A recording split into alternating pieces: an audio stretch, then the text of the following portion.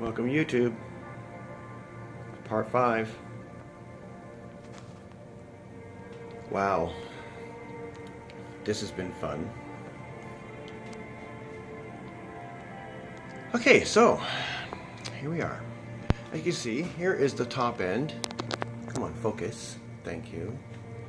We made ourselves a little top arm to go on there because it was a little overpowering to see these huge top arms going on top when I didn't really need anything that big. I just wanted to get into the top of the projector. And yeah, and we attempted a lamp house. Here's our lamp house. And yes, that is a 16mm film storage box. We attempted to take this box and convert it into a lamp house, which we did, for the most part, convert it. Oops, it's not mounted down. We did convert it. However, it doesn't work. It works. There's tons of light that comes off this thing. It's 1,000 watts. But the engineering of a lamp house is a bit more than throwing a light bulb into a reflector and shining it out the front. Oops, there you go. Shining it out the front. So that failed miserably. However, we did find a solution, and I will tell you about that in a second. Okay, the other solution that we have is to our take-up motor issue. We're still working on our original take-up stand. However, in the interim, we located a piece of equipment that will easily cure that issue. There we are. There we are. That's the piece of equipment that we found, and it was a nice price again, of course, or else I wouldn't have paid for it. Again, this is the solution to the take-up stand. And if those of you who don't know what the heck this is yet, I'm just going to back up here and give you a good view. There you go. There. That is a no rewind platter system. Of course, for those of you projection buffs that know all this stuff. For those of you who don't, I'll explain it briefly. The film goes from platter A through a set of pulleys on the back, through the projector, down at the bottom, and back over to the tower and onto platter B, the take-up platter. And yeah, it rewinds film without having to rewind the film, I should say.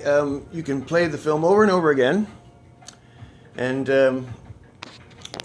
this is the latest thing that the cinemas were playing with when they all stopped using film.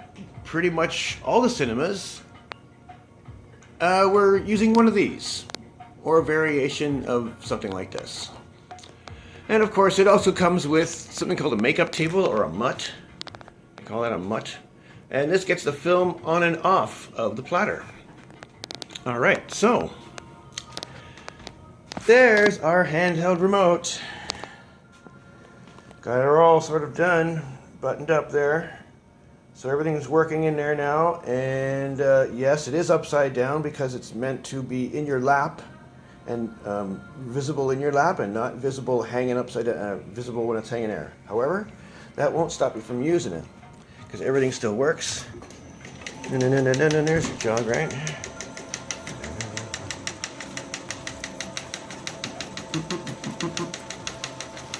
Yep. So that takes care of my, for the most part, I'm just going to button up a few loose ends on that to cover up, you can see it in the background there, it's still hanging out. Alright, so, and the other thing that we have accomplished now is we have replaced our screen with a frickin' monster. This thing is 110 by 47. It's geared for 2:35:1, which is CinemaScope aspect ratio. Yeah, so we got that done yesterday. Huh. We have been incredibly busy, absolutely. So, new lamp house is coming. I got this platter from a wonderful guy in Montreal. His name is Robert. He owns and operates a company called Robert Film. And if you are in Canada and you are a film person, film hobbyist, and you don't know this guy, you should look him up because he has got a warehouse full of wonderful stuff, and his amazing service came to me. Robert brought it here himself. He was here in the house with it, and he brought two of his guys with him, and he set this up for me, which was super sweet of him. And yeah, so new lamp house is coming from Robert. He is an authority on lamp houses, and he is putting something together for me right now. So that would complete the latest or the last part of this entire puzzle, because everything else is pretty much functioning now, with the exception of the Dolby digital sound. We're still not connected up with that. We're still having a few issues getting that going, but we are still working on it. So let's fire up the platter here, and I'll show you just how all of this operates now. Start. Oh, actually, I'm going to push start and focus on the platter because I want you to see.